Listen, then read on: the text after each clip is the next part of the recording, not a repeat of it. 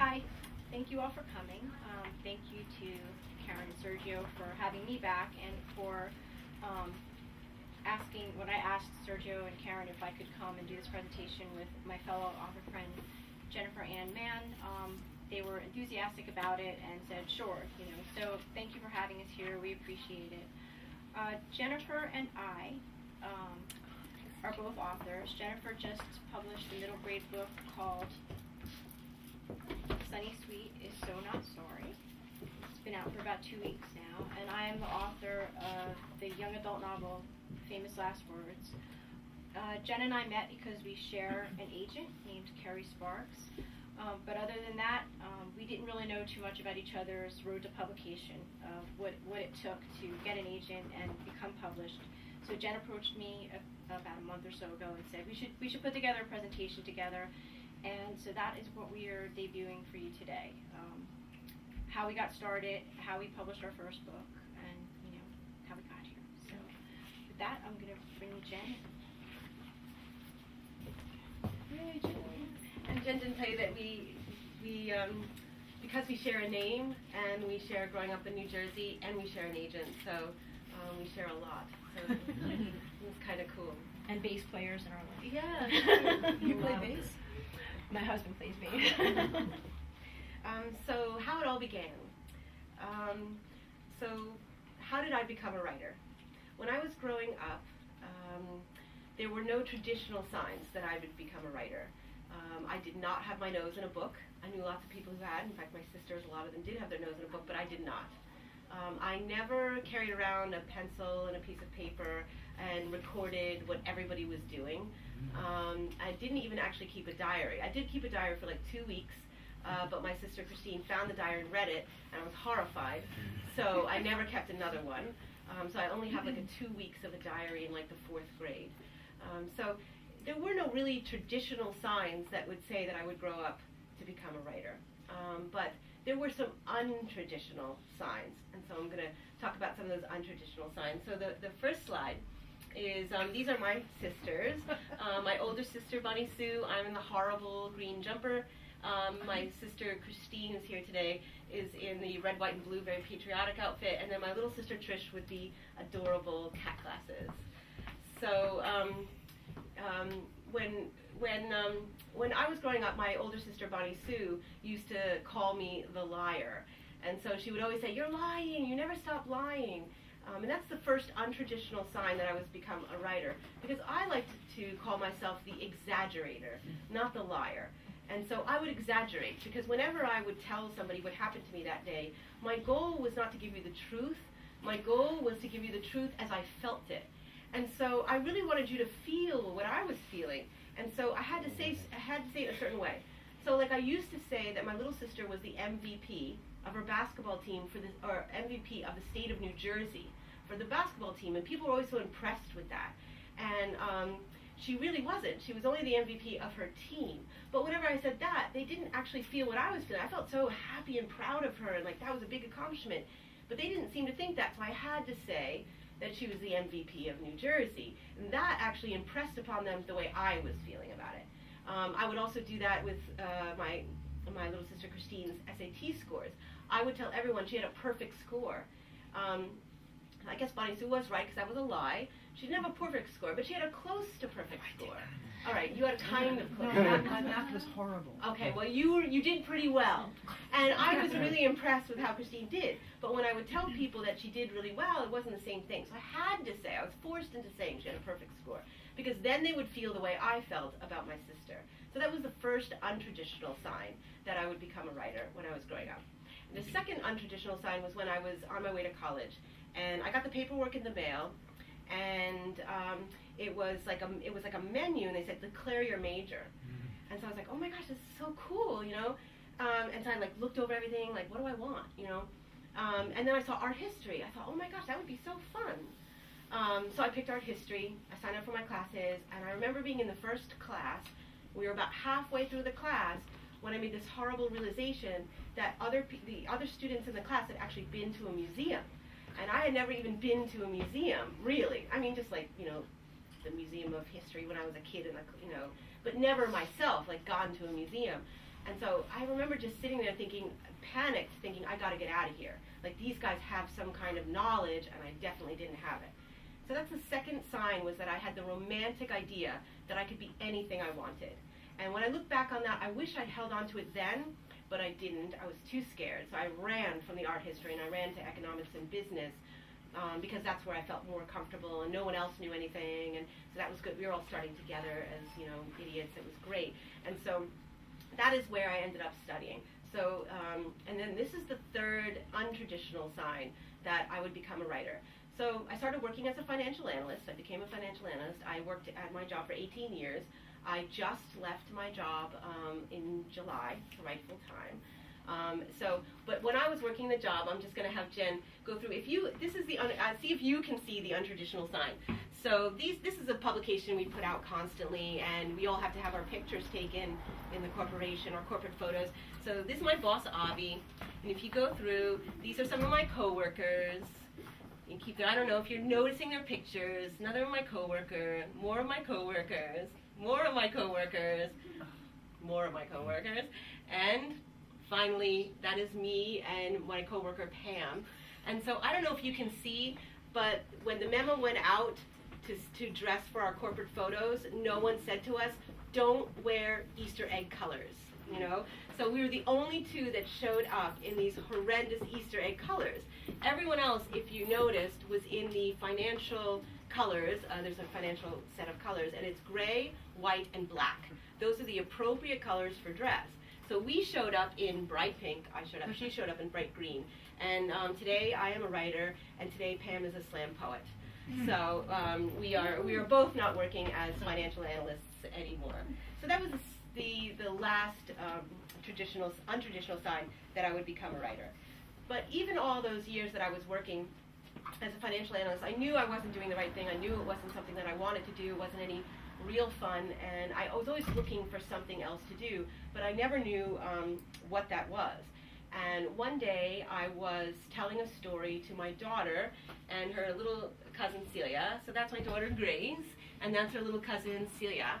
So I was telling them a story, and Celia's mom, when I was done, said, you should write that down.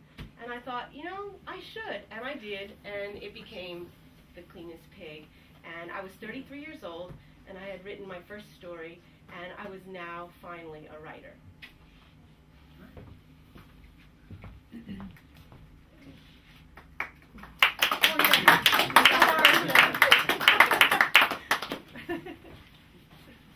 So earlier this year, in May and in July, my first two novels came out, How My Son Went Up in Flames and Famous Last Words. And since those novels came out, my parents have been telling just about everybody they can to either buy them or read them. So I get a phone call from my dad, and he said, I was just at Dr. Schilke's, and Dr. Schilke is our longtime dentist. Dr. Schilke wants to know why you decided to write for teens. And, I didn't exactly know the answer to that question. I'd spent so much time focusing on writing these novels, getting an agent, getting published, and a few reporters for local press had asked me the same question. Why teens? Why did you decide to write these books? So I thought about it. I thought about it when my dad asked. I thought about it when the reporters asked. And I went back to sort of think about, Oh, yeah, I'm so sorry. we're going to go way back. That's me at age 7-ish. If you had asked me when that picture was taken, and that picture was taken when I was at Great Adventure on the Sky Ride, if you'd asked me that day what I wanted to be when I grew up, I would have told you a vet or a dolphin trainer, because at the time I did not know how much math would be involved with being either a vet or a dolphin trainer. And had Hogwarts been invented, I would have told you I'm sitting around waiting for my letter to Hogwarts School of Wizarding and Witchcraft. What I was at the time when that picture was taken was a talker, the kind of talker who the teacher had to move around from different sections in the classroom because I was always interrupting or bothering other students. And I was also a reader. I remember clearly being 7 or 8 and reading the Paddington Bear series for the first time. It was my first set of chapter books that I read on my own. Shortly thereafter, I discovered Tales of a Fourth Grade Nothing and the entire Judy Blume catalog, including the copy of Forever that Patty Hannon snuck into our 5th grade classroom because she stole it from her sister Mary, and we all got phone calls home that we'd been reading this in class. And then, if you had asked me in 6th grade what my favorite books would have been, I would have said Little Women. By 7th grade, it was To Kill a Mockingbird. By 8th grade, it was Catcher in the Rye. And then I discovered, right before high school, The Outsiders. Back then, there wasn't much in the way of young adult literature for kids, and The Outsiders came close. It was about teen kids. It was written by a teenager. Essie Hinton was still in high school when she finished her first draft of that book. And I think it gave me the idea then that ordinary people could become writers someday. You know, people like me might be able to be an author someday. So to fill the gap of the lack of young adult literature then, I was a huge John Hughes fan. You know, John Hughes did the movie 16 Candles, Breakfast Club, Pretty in Pink, right, and Ferris Bueller's Day Off. And I felt like John Hughes was the guy who filled the gap for me when it came to a lack of young adult literature. You know, I remember the night I saw 16 Candles. It was a Friday in the spring of 1984, and I went to the Franklin Theater in Nutley, New Jersey with my friends, expecting to see another movie that had teens in it. And then 5 minutes into the film, I realized that John Hughes had written a film for teens. You know, like, he got me. I felt like he saw me sitting in that movie theater.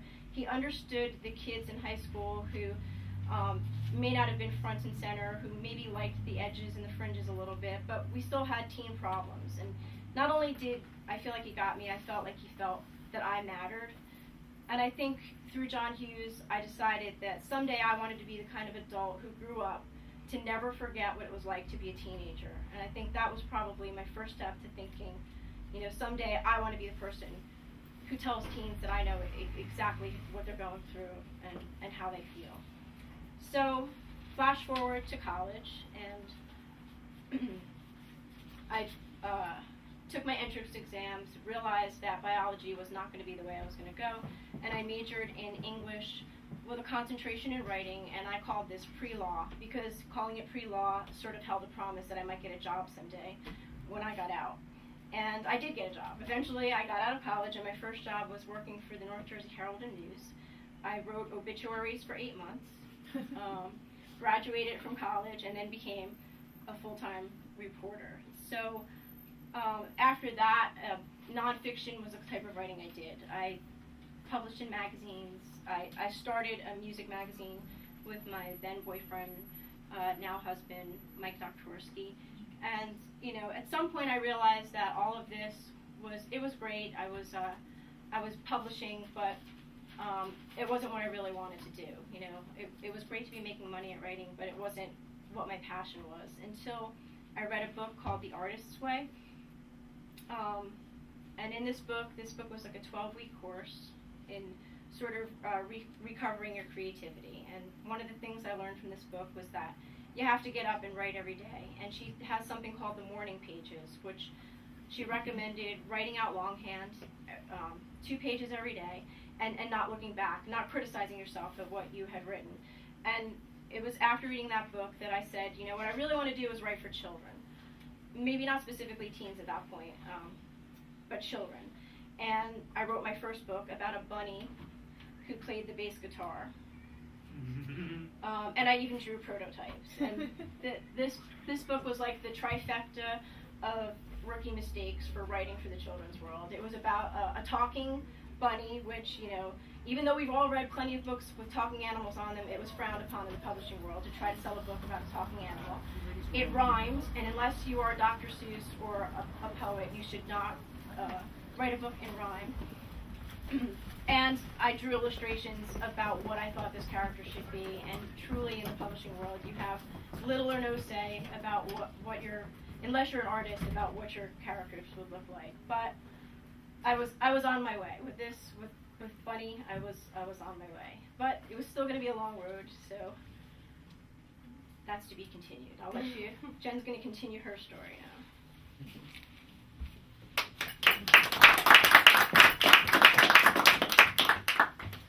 So the pre-published years. So I began to write. I worked full-time as an analyst, and I had my full-time job, of course, as a mother of two, and I wrote usually in the morning. I would try to write 2 hours every single day. That was my goal, and I would usually do it in the morning. Sometimes I would do nights, sometimes I backed up on the weekend, but I tried to really stick with that schedule. And of course, I don't know if you can see it, but this being an analyst, the first thing I did was create an Excel sheet of where I was going to send things. And so I created this Excel, and when I first would put in like where I would send what publisher I was going to send something to, it would be black. And then when I sent it out to a publisher, when I mailed it or emailed it, I would turn it blue, because I would be like holding my breath, like any day they were going to get back to me and say, this is great. And then when I got rejected, I would turn it red. So I don't know if you can see that, but it's completely red. And when we were putting this together, I was trying to think, it's so static, the PowerPoint. I wanted to be able to show you just the endless amount of cells that come after this that are just red, red, red, red. So I wrote for a while, and I was rejected for that same while. And one of the things you hear when you become a writer is, oh, you have to have a thick skin. And I am going to say that you absolutely do not have to have a thick skin. I have a very thin skin. You just are going to be in pain all the time.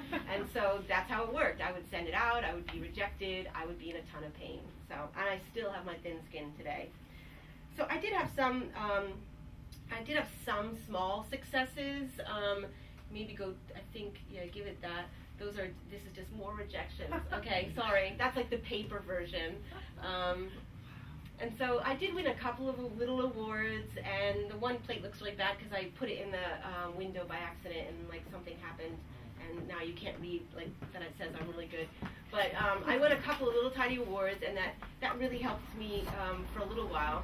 But mostly I was rejected, and I won't tell you for how long I was rejected, but it was 12 years. It was 12 years I was rejected, so it was a very long time that I was rejected. And there was a couple of bad ones. There was 3 really bad rejections, and they were where I'd actually gotten taken, like an editor emailed me and said they really liked it, they were going to take me to an acquisitions meeting, which would be like where the salespeople are and things like that. And so, it's like when you get that in 12 years, it was only 3 times, so you waited a long time for something like that to happen. So I would go to the acquisitions meeting, and and then I failed all 3 times. The salespeople didn't think that I should make that list, and so, my book didn't get purchased. And on those nights, it was the worst, and I cried like all night long, and that's not an exaggeration. I actually cried all night long. And my husband would say to me, can you pick something else? Like, do something else. Like, this is so awful. Be like an astronaut or something, like I'll Google NASA. It's got to be easier than this, And I definitely, at those 3 times, thought, maybe I should do something else, because this is so painful, and I'm not making it.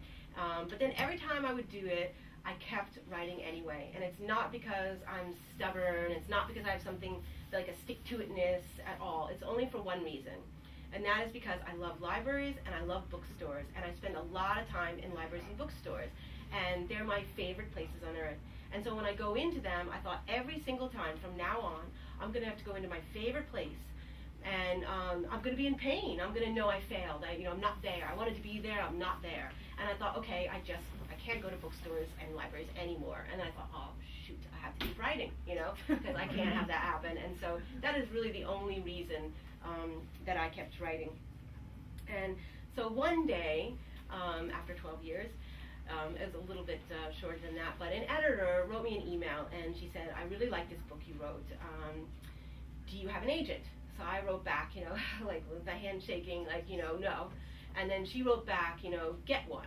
And I was like, okay, and then I wrote back, how? And then she was so nice, and she wrote back to me and said, here's a couple of names of agencies that I like. You can say I'm interested in your book, but I'm not saying I'm buying it. I'm just tell them I'm interested.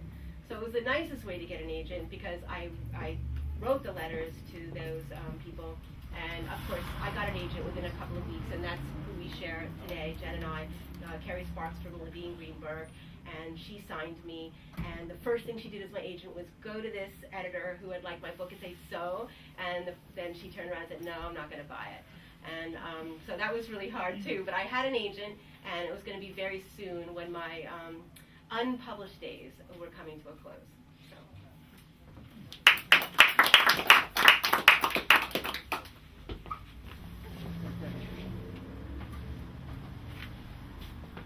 Okay, so as I said, before the failed attempt at the book about the bunny who played the bass guitar, my background was basically nonfiction writing. And as a nonfiction writer, it had taught me some great things about writing. First was how to write every day, how to do research, and how to look for stories. And so when I finally decided I wanted to write children's books, I started doing my research, and I found a group called the Society of Children's Book Writers and Illustrators. Was really a great resource for anybody who wants to write children's books. I joined the organization and I started going to their conferences. They have conferences where they'll invite editors and agents from New York to, if you want to, they will review your manuscript and you can get feedback, which I did. I started going to those conferences, and I also there met my friends Lisa, Melissa, Karen, and James, who became my writing group. And my writing group was awesome. They pushed me weekly to produce something. Every week we would swap stories, give each other feedback, and writing is such a solitary craft that it was just sort of nice to know that these people were out there waiting to read something by me, even if nobody else was, and to help me make it better. So I kept doing my research. These are some of my all-time favorite books about writing. If you're thinking of writing children's books, the Children's Writers and Illustrators Market is a great resource. Stephen King's book is amazing as far as writing advice goes. On Writing Well, and a book about plot that I go to all the time for writing. Stephen King, though, I reread his book like once a year. His whole philosophy about writing is if you want to write fiction, even if you're not getting paid for it, you have to approach it as a job. And this is one of my favorite quotes by him. Don't wait for the muse. Your job is to make sure the muse knows where you're going to be every day from 9 till noon or 7 till 3. And he also advocates for, closing the door, working in an office, and, approaching writing like a job, which I did. And I think, that sort of put me on the right track. I also started, approaching, this is a quote you'll hear all the time, write what you know. I started approaching fiction by not coming up with some fictional character who's a bunny who plays the bass guitar, but by tapping into my own life for stories. And that's when I started getting better feedback on the things I have written. I used my own life. And I think that because of my nonfiction background, writing for me always has to have a little bit of the truth in it. It makes it easier for me to create characters if everything I do is sort of based in the truth somewhere, whether it's friends that I've known, trips that I've taken, jobs that I've had. And this is also one of my favorite quotes. It's from the movie Almost Famous. In the movie, the young boy, William, has been hired by Rolling Stone to follow around a band called Stillwater and get the story about this band. And he meets a groupie for the band who's also following the band around, played by Kate Hudson, and her name is Penny Lane. And in the scene, I'm just going to read you this very short scene. The first time they meet, Penny Lane says, "How old are you?" And William says, 18. And she says, "Me too. How old are we really?" And he says, 17. And she says, "Me too." And then he says, "I'm 16. And Penny Lane says, "Me too." Isn't it funny? The truth just sounds different. And this rings true for me. It's sort of, the truth does sound different. So even if you're writing fiction, even if you're writing made-up stories, the dialogue has to sound like something people would say. The situation has to sound like something that could actually happen. And it has to ring true for the reader. It has to ring true for me in order to be able to finish the story. So, my two stories that, I came back to, a story about me and my grandfather who went to the beach for the day, that I called Gramps Day, and another story about a woman I'd actually interviewed when I worked for the newspaper. She was, 69, drove a pink Harley, and sold Avon. So I sort of based two children's books about these two characters, and that's when I started getting good feedback. There are good rejections and there are bad rejections, and I'll show you the difference in the next slide. A bad rejection sort of looks like a note card that nobody put your name on, and they just sort of mailed it out as fast as they got your manuscript. And a good rejection is a rejection that's addressed to you. They recognized your story, they read your story, they liked your story, they even told you what they liked about it and didn't like about it, but they were still not going to buy it. So at that point, I put those stories on the shelves for a while, and I started writing. I went back to my years at the newspaper, and I started writing a book about a teen obit writer, a coming-of-age story about what she learns about writing about dead people all day. And even then, I was getting some good feedback, but like Jen's spreadsheet with the red, that's my list of rejections. I was pretty far into double digits. 32 on that manuscript. And then my writing group said, they suggested I apply to the Rutgers University Council on Children's Literature. Rutgers puts together an annual conference every year. You have to submit your work to be accepted. But if you're accepted, you get 15 minutes with an agent or an editor, and they review your work. So I applied to that. I was accepted to that, and I met with an editor that day who didn't like deadlines. She gave me some good feedback. It was too quiet for her publishing company. But Rutgers does a great thing. Every editor and agent who attends that day will accept your work for submission, and there had to be 60 people there.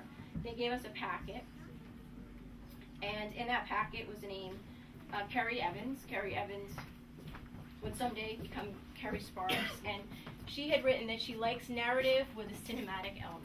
And I thought, she's the agent for me. She's gonna like my story that sort of had movie elements in it because I was a huge John Hughes fan. I love movies, and I submitted to her, and we clicked. I submitted to her in October. She signed me in December. And by March of the following year, she had sold my first book, which sounds great. When agents sell your book, sometimes what they do is put it out for auction. They tell a group of 20 or 30 editors, this book is available, but it's only available until such and such a date. So that's what Carrie did with mine. She put it out there. You think your rejection's over, but facing rejection is not over. It was the Friday of the auction date. 5 o'clock that day, the auction would close, and no offers had come in. I was killing time at the mall, nervously shopping, because I was just trying to kill my anxiety. And for some reason, bought this Donald Duck, who, if you pick him up by the ears, he yells, "Put me down." And I'm standing in front of Mega Movies at the mall holding this duck, and my phone rings, and my agent's on the phone, and she says, "We have a deal." And I said, it was one of the greatest moments of my life, and I wanted to scream and jump, but two things: I was holding this duck, and I was in public, and wouldn't be like me to do that. So the euphoria lasted for about a week, and then the real work begins, because there's another saying in writing, which is there's never any writing; it's always rewriting. You're never done. I'm going to show you the next two slides, which are. That's what a marked up manuscript comes back. The first time you sell a book, your editor will look at it, she'll mark up your manuscripts, you'll send it back. They'll produce what's called first pass pages. Those are pages that will actually look like what your book will look like someday. They'll edit those. Then you'll do copy edits, and then you will do proofreading, and then finally you will get to see what your published book looks like. So we'll talk about published book in the next section.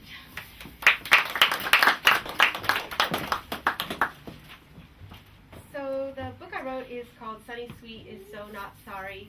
It's about two sisters, Masha and Sunny, and it's how the little sister Sunny, in the middle of the night, glues plastic flowers to the head of her big sister Masha's hair, or head, and in the morning Masha wakes up with the plastic flowers in her hair.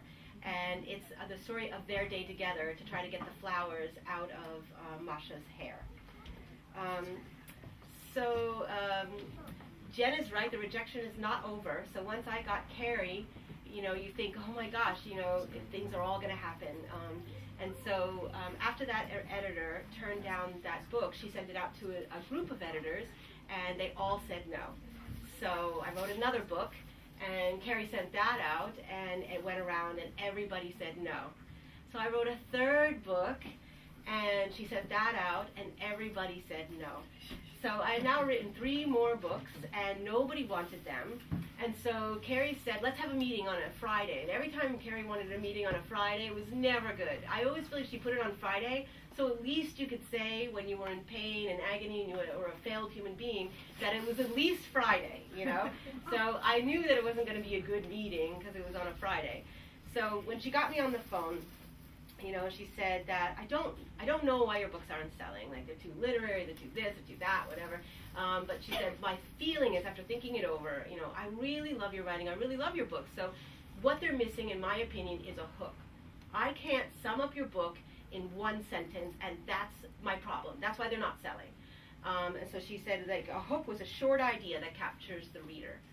And so she gave me a weekend assignment. She said, over the weekend, I want you to write 3 hooks. And then we're going to come back on Monday. You're going to tell me the hooks. I'm going to pick one. You're going to write that book. I was like, what? I'm going to write 3 hooks, and then you're just going to pick one? And she said, don't worry about writing the book. Just write the hooks. I'm like, what do you mean? You're just going to pick one. I'm going to have to write a book off of it, so I have to worry about it.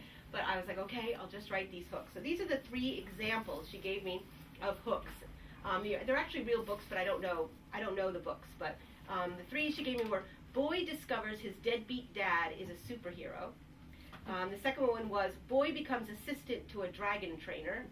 And the third was, girl hunts killer unicorns. So I was like, okay. So over the weekend, I had to come up with my own 3 hooks, and she was going to pick one. So I came back on Monday. I gave her my 3 hooks. I don't remember the first one. She didn't like it, and that's why I don't remember it. The second one was, girl falls in love with the devil. And the third one was, girl wakes up with plastic flowers glued to her head. So she was like, okay, I really like those other 2. Pick one, write it. So I was like, oh my gosh, like, they didn't come from nowhere, because of course you have to come from somewhere. Like Jen said, you get like some kind of truth. I have to stick to some kind of truth too. And so Girl Falls in Love with the Devil was, I'd had a few surgeries, and I had been on Children in the Room, but you know, a little bit of drugs for the surgeries. And I had, during, on morphine for a long time, I had befriended a telescope that happened to be in the bedroom with me as I recovered, and I really got very friendly with the telescope, and we had a lot to do with one another, and we formed a friendship. And so that was where I was going to go with that book. Of course, Jen is now helping me write that book, so I have gone back to that. But the girl wakes up with plastic flowers on her head came from my friend Masha. This is my friend Maria, or Masha in Russian. And Masha likes to tell stories too. And I love Maria's stories. And one of my favorite Maria stories is when she was growing up in Russia. She lived in a 2-bedroom apartment with her parents and her aunt and uncle. And so her parents and her shared one bedroom, and her aunt and uncle shared the other bedroom with her cousin. Of course, they only had one child because they were sharing a bedroom. But she always felt so claustrophobic, and she always wanted to get out, she wanted to travel, she wanted to see the world. But in Russia, growing up in the 80s, you never went anywhere. She always says, like there's no roads in Russia. You can sometimes take a train somewhere, but she never knew anyone who did. And so she had heard that when she got to high school, if you joined the debate team, they took this extremely exotic trip to the Ukraine. And so she was like, I'm going to the Ukraine. So she studied up, she got to high school, rather, not college, and made the debate team. And so she was on her way to the Ukraine. She couldn't wait. And so the morning she was waking up to go to the Ukraine, she woke up with her pillow stuck to her head. And she, you know, how it got stuck there was her eyes had this tremendous infection. So all this like gooey, gross, awful stuff had come out overnight and crusted onto her pillow. And so she ran to the bathroom and had to actually, couldn't get the pillow off, had to use like warm water to uncrust it. And then put on her glasses. She wore very thick glasses.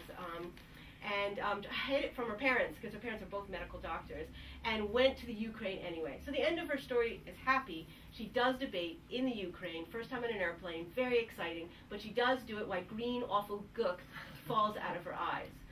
So I've always loved that story, and the one part of the story I like the most is that moment where she sits up and her pillow is stuck to her head. And so that hook that I wrote, that girl wakes up with plastic flowers stuck to her head, was based on Maria's story, but I knew that what kid is going to want to read about awful green gook, right? And so I thought, oh, plastic flowers are better, more kid-friendly, and and they're glued in there, and that's what will make the pillow stick to her head. But I was like, okay, well, who does that to her? Like, how do those plastic flowers get in there? And that's where, again, Jen's wonderful thing about sticking to the truth. I just came full circle, and of course, my sisters. My sisters did all terrible things to me when I was growing up. Not all terrible. One of my things that my older sister used to do is every morning I would wake up and I would find my toothbrush floating in the toilet. That was always happy. But anyway, she did lots of things like that, where she would fill all the cups in the cabinet with water, and so you were kind of little as a kid, so you would go to grab a cup and you would get sopping wet. You would think you would learn after a little while, but you never did. You just grabbed that cup and got sopping wet. So I was like, who would glue plastic flowers to your head? One of my sisters would have done that to me. And so I started writing that book, Sunny Sweet is So Not Sorry, and I wrote it quickly, like it just came out. It was the fastest book I ever wrote. It took me about 2 months or 3 months to write the whole thing, and Carrie turned around and almost sold it immediately. And I was finally a published author.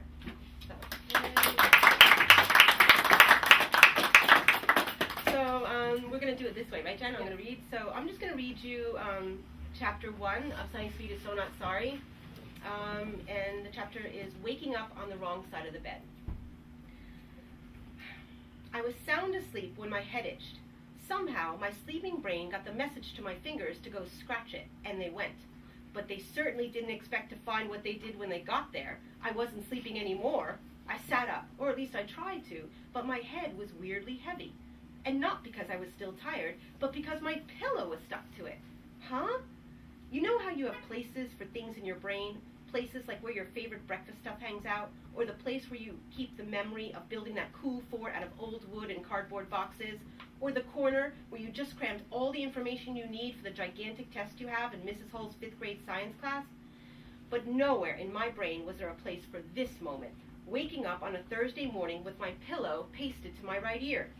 I ripped the pillow off fast like a Band-Aid, and let me tell you, it's a lie, by the way, that pulling something off fast doesn't hurt, because it does. But I mostly forgot about my throbbing head when I saw what was stuck to my purple flannel pillowcase. A big clump of long hair, my hair, and a giant black and yellow daisy. My hands grabbed my head where that clump of hair had just been, and now my fingers knew exactly what they were feeling. Plastic flowers. I jumped out of my bed and ran to the mirror that hung over my dresser. Holy moly, crocatoli! My head was some sort of Thanksgiving Day table decoration. I heard the soft pattering of 6-year-old feet approach my door. Sunny peeked in. I looked down at her, and she looked back at me, and I knew. I just knew. Maybe it was the roundness of her eyes as she blinked at me. Or maybe it was the way she stood so still, like a deer that had just heard a twig snap. Or maybe it was the sound of her voice when she said, "Good morning, Masha," like she was some proper little English kid. And she knew I knew, because she took a slow step back into the hallway. I lunged, but that tiny little toothpick body of hers was too quick, and she took off down the hall toward my mother's room. "Get back here," I screamed. "What did you do?" I busted through my mom's bedroom door to find Sunny cowering behind my mother. "Masha, what's going on? I'm trying to get ready for..." But then my mom stopped and stared. "She did it," I screeched, pointing at my little sister. "Calm down, Masha," my mother said, but I could see her hiding a smile behind her hand. Sunny wasn't hiding anything. She broke up into ear-piercing giggles as she slid backward into my mother's closet, her tiny body disappearing behind a row of shiny dresses. "Mom!" "Okay," my mom said, turning and reaching through 100 soft sleeves to retrieve my sister. "Sunny, explain yourself." "Explain yourself," I cut in. "How can you explain this cornucopia of horror stuck to my head?" "That isn't a cornucopia," Sunny said, pointing at my head. "A cornucopia is a horn-shaped basket filled with fruits and vegetables." My mother got down on one knee. "Do you know where the first cornucopia came from?" she asked. "Greek mythology," my sister answered.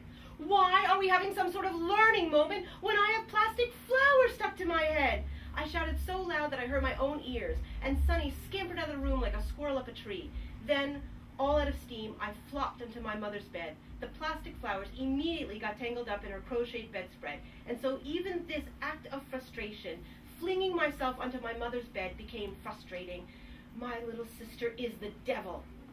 I know that lots of kids have annoying little brothers and sisters. I've been around, I've seen them. Take my cousin Suki. She has my little cousin Bruce to deal with. Bruce is always trying to lick you, and my Aunt Lila makes us play air hockey with him for hours when I visit.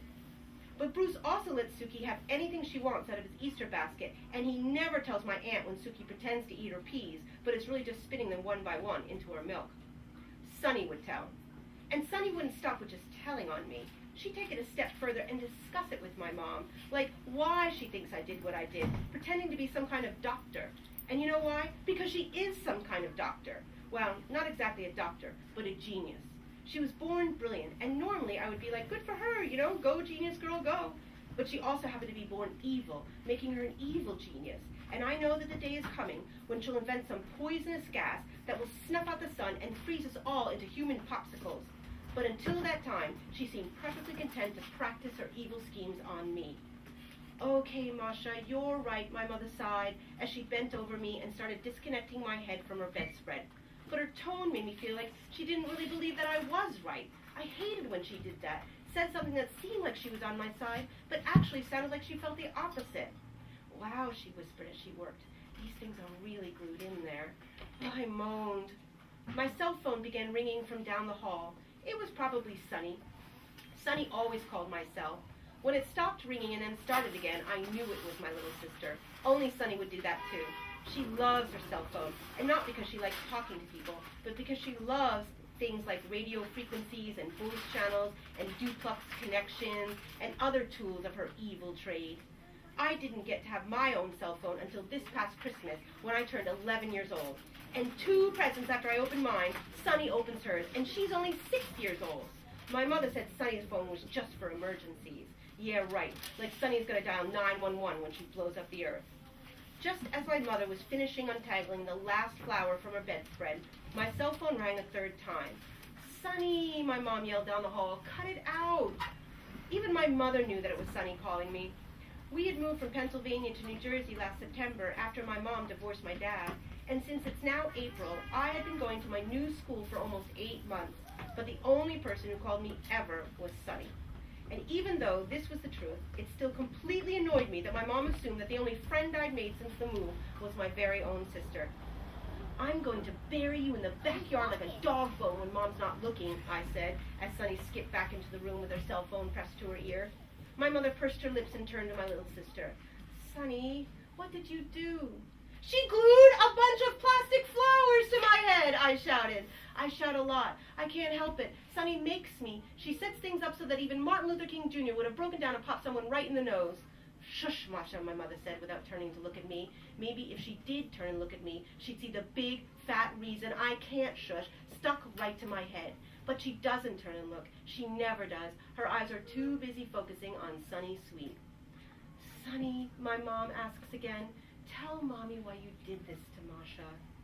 I wanted to make her pretty, Sunny answered, her face lit up by the fakest glow of love you ever saw. Oh, my mom sighed, like it was so cute, like what Minnie Vader did was to help me. She's not even sorry, I screamed, and I couldn't stop myself from leaping at Sunny's throat.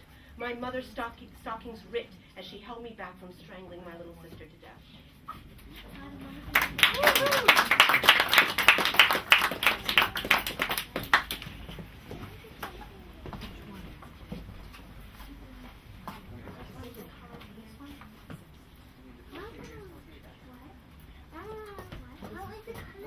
So now we're up to this book, Famous Last Words. Although this was the first book I wrote and the first book that my agent sold, the story wasn't over there.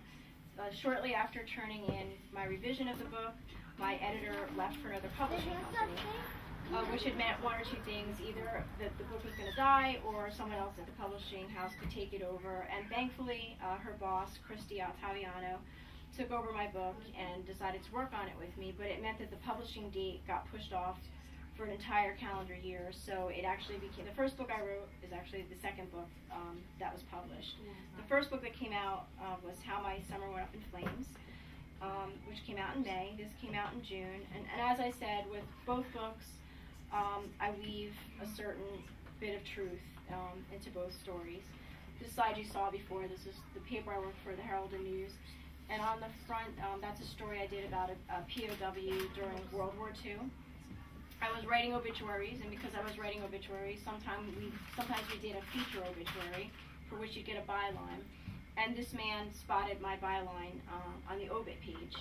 And, you know, I was 19, I was like a nobody at the newspaper, but they said there was someone in the waiting room for me one day, and when I came out there, it was this gentleman, and he was holding one of my obits and a cassette tape. And he said, you know, I saw your name, and I wanted to tell my story to somebody. So I recorded my story here, and I would like you to tell it for me so that my grandchildren and my children know my story before I die. I never told them my story about being in a POW camp. So that was one of my first front page stories. I told his story, and he makes his way as a scene into the book, Famous Last Words, which I had originally called Deadlines because I thought that was the perfect name for a kid who writes obits, but the name got changed. These are just some slides from my other story, which was based on a cross-country road trip I took. This is a mug I bought at Graceland. I think I drank from that mug every morning when I was writing my second book about the cross-country road trip. There was a place in that book, the next slide, Jen, Cadillac Ranch in Amarillo, Texas, which also found its way into my book, a place that I visited. And right now I'm writing a story that's set at the Jersey Shore, so for inspiration, I have pictures that I look at, you know, every day while I'm writing it, to capture the bit of realness that I want to put into the story. So that's it.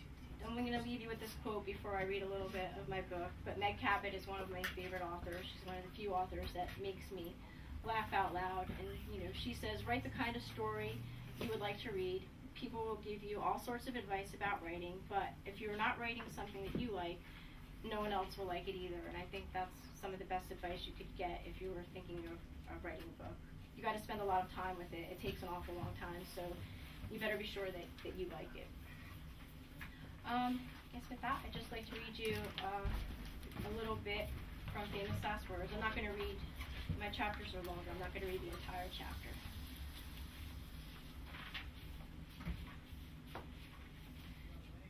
Chapter 1, The Obit Page. Samantha Elizabeth D'Angelo, the Herald Tribune's youngest ever obituary writer, died Friday. She was 16. Born and raised in Chestnutville, New Jersey, D'Angelo would have been a senior at Chestnutville High School in September. She was survived by her fabulous-looking and infinitely cooler mother and father, Christina and David D'Angelo, and her quirky grandmother, Alfonsina D'Angelo. A funeral mass will be held Saturday at 9:30 a.m. at St. Rosa Lima Church. In lieu of flowers, donations may be made to SNORE, the D'Angelo Family Foundation, for other extraordinarily boring high school students whose lives are so dull they make up their own obituaries. I'm not dead, but sometimes I feel like I might as well be. I stare at my computer screen 1 second more before quickly highlighting Select All and hitting delete. I don't want Bernadette, the copy editor, to catch me screwing around with my own fake obituary when I should be working. My second day here, she dubbed me the bane of her existence because of my atrocious spelling. I'm now halfway through my third week, and our relationship hasn't improved, not even a smidge. How many obits we got so far? Asked A.J. Bartello, the college intern who has been training me since the beginning of June. Only 7, I tell him. We're having a slow day. If we don't double that number soon, Bernie's going to make us write a freaking feature, he says. At 19, A.J. is a 2-year veteran of the obit desk and has earned the right to call my boss Bernie. She told me, however, that I must address her as Bernadette. Not another feature. I can't make the "so how did you feel about your dead husband" phone call again, I say. Standard obits include the basic information in the same order: name, age, hometown, date of birth, survivors, and services. But on days when there aren't enough regular obits to fill the page, Bernadette picks the standout death du jour for a feature.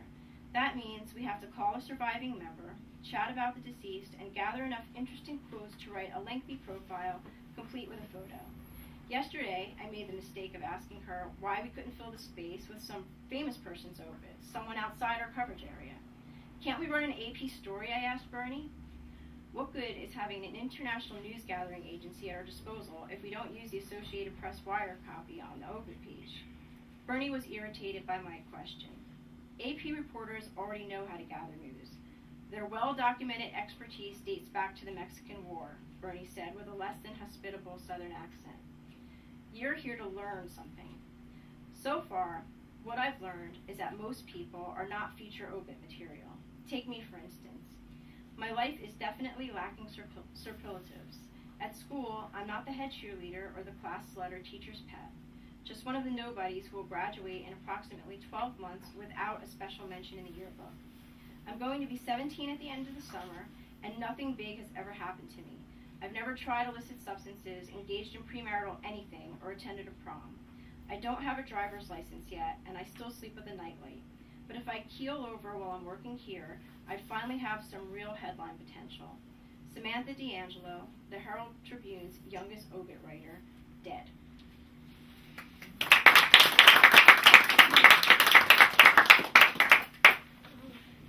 Yeah, so thanks so much, everybody. Thank you for coming out to listen to us. Yeah, we really appreciate it, and thanks so much for having us. Tell us more things. Yeah. Your Q&A? Oh, yeah, sure, I guess. Here's my question. Say you're not working on an idea, but both of you say that, like, you take a specific time, like every day, that you have to just write, and you don't have anything. Like, how does that work? You know, it's like you don't have an idea for your new book, but you want to set some time aside to write. You just write anything, just start, like, brainstorm. I can take it first. Yes, the book I read called The Artist's Way recommends just writing 2 pages a day of whatever, and I can say that I definitely had stories come out of that. You just start writing, and then suddenly, a week will go by, sometimes 2 weeks will go by. Just the act of writing frees up your brain, and the ideas come. So, yes, I would say even if you don't know the story yet, write every day, because that may be how you discover the story. Right, yeah, I would say the same thing, that sometimes when I'm out and about, if I hear somebody say something, I'll just keep it in my head, or especially if it's something funny. Like the other day I was in the library and some mother really annoyed she was just she said, "Please get off Victor now." And I couldn't see what was going on, but I don't know why I thought that was so funny, like, get off Victor. And so I just wrote that down, and so that's what I'll use sometimes. Like, if I hear funny little things that are said, I write them down, and I just thought, well, what was going on back there behind the bookcase, Why was that person on Victor? Do you keep a notebook? I actually don't keep a little notebook. I remember something like that, and then I usually write it down. And now with cell phones, it's so great, because there's a notes on my phone, and sometimes I actually wrote that into my little notes, Could you give the contact information for the Rector's Annual Conference for Children's Literature? 2 questions. And your agent, would it be possible to have her name and contact? I write children's stories and poems, and one of mine won a prize. But I, like you, over years, the rejection thing, and I've had difficult life situations. My second late husband passed away not too long ago from pancreatic cancer. Many things have been put on hold, but this is always the back of my mind. Yeah. So maybe that could help me. Sure, I can get if we go back to the Rutgers slide, I know their website is on there. Our agent, Carrie Sparks, is at levinegreenberg.com. That's their website. Yeah. And also Publishers Weekly, that's is a big thing. Like, I tell, the way I got my agent was a little bit strange, but Publishers Marketplace, you have to pay for it. It's like $20 a month, but they have what's called a deals database, and again, as a financial analyst, I love databases, and it's a great place to, your own writing, so you can actually go and read, look at all the deals in the last 15 years, and you can read stories that you feel are your stories that got sold, because it says a little blurb about and so that's actually the best way, because who knows if Carrie is good for you, but then you can read what was sold and to who and by who, and then you can actually build agents who will like your writing. And so Publishers Marketplace is called their deals database. Yeah, and again, it's just, www.publishmarketplace.com. But I think the deals database is just, it's amazing. Yeah. You guys talk a lot about the rejections you got, and I don't know if you want to say anything about it, but I've heard from you a little bit about this, but can you say anything about the first reviews you've gotten? Yeah.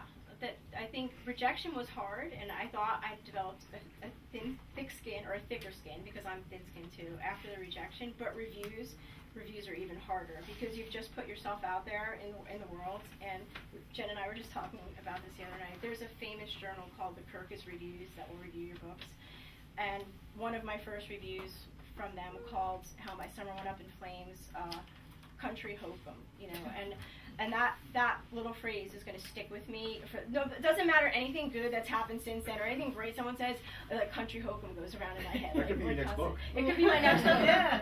So yeah, reviews are hard. I've stopped reading them now. I mean, I think the only way to keep writing is to stop reading the reviews, because, if you believe the bad ones, you also have to believe the great ones, and it's really it just messes with your whole process. So that's been my experience with reviews so far. Yeah, Kirkus. You don't really think about reviews, because you never think about after getting published. It's just getting published, and then so once you do get published, you're it's a whole nother world, and then you think everything will be good, and it's true. And all of a sudden I started reading this thing oh, I'm gonna get reviewed, and then of course you just I was just I'm gonna get a star, I'm sure I'm gonna get a star. Okay, I didn't get a star, and not only did I not get a star, I didn't get a good review, and it was probably one of the most painful things I ever went through, was reading that first review. And no one can go read it, because no one Google my name and Kirkus. I'm just telling everyone not to do it, because if you do it, you'll move my horrible review higher up in Google. So just know that it's bad, and nobody go and read it, because I don't want to give it any more play.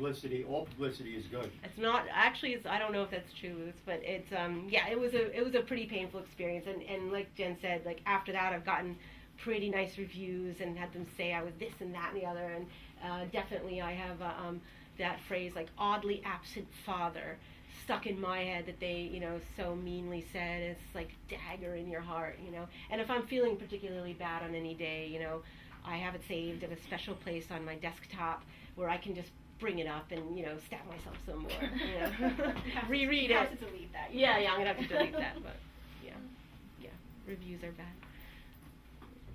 Anybody else have anything to ask you? I have a multi-part question. First, who is your publisher? I'm with Bloomsbury. I'm with Macmillan and Simon & Schuster. Okay. How much marketing do they do? For big-time authors, which doesn't include me, they could do a lot of marketing. For a first-time author like myself, I could say Simon & Schuster did a decent amount of marketing for me, and Macmillan didn't do nearly as much. So for first-time authors, they're not paying you too much for your first book, and they don't put a lot of marketing money behind you. I mean, a lot of the marketing that gets done is Jen and I do it on ourselves. You try to reach out to people who blog about books. You try to reach out to reviewers. You try to reach out to newspapers, radio stations. A lot of that was on me. Most of that was on me. Okay. Yeah, and every publisher is different, but Bloomsbury is pretty similar. They did none. So middle grade is different than YA. Jen writes young adult, and that sometimes has a little more push to it, but middle grade books are really just not marketed. So they just said, go get them. What do you both do for your own marketing besides book signings at bookstores, and do you include a lot of the social media kind of marketing? Twitter, absolutely. Twitter, I've met a lot of reviewers, a lot of bloggers. In the young adult world, bloggers will very often ask you if you want to participate in a giveaway. Will you donate one of your books? We'll give you publicity and we'll give it away. I've done a lot of giveaways with different bloggers.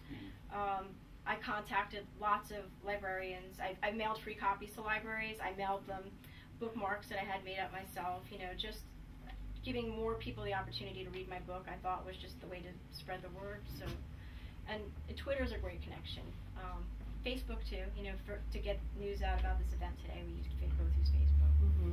Yeah, and I do the same. I mean, for young adult, Twitter's a little more, active. Like the kids that my book is for, 8 to 11, aren't so much on Twitter or Facebook yet. So it's a little harder, but I did try to do a lot of blogging. And my book only came out 3 weeks ago now, so this is my first ever event.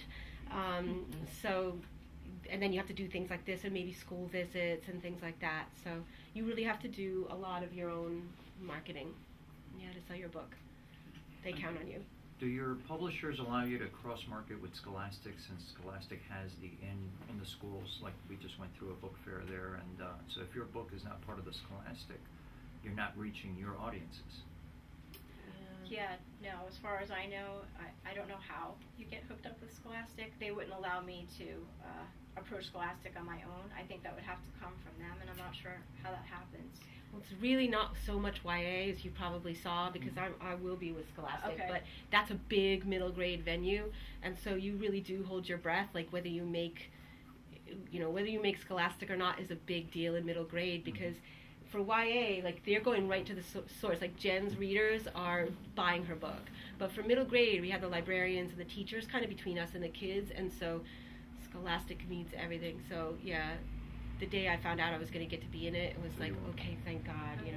Oh, see, I didn't know that's how. Does your publishing house submit you to Scholastic, and Yeah, Scholastic the house says yes or no? Okay. Right, but I don't know if any YA actually is in. Some of it, what yes. they do is they create like a separate ISBN for the Scholastic, book trade, in the schools or whatever. So it's not the same.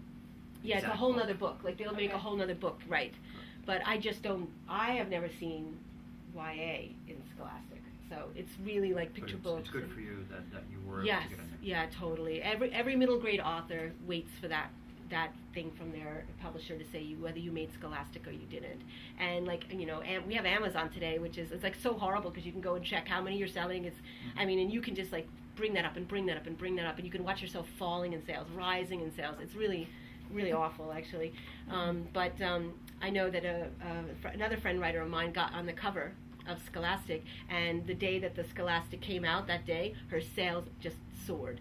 And so you really get to see now. I know, Jen, you were saying like you went on a radio show, and the same thing, you get to actually watch yourself like do this Hourly on Amazon. hourly. It's horrible. It is.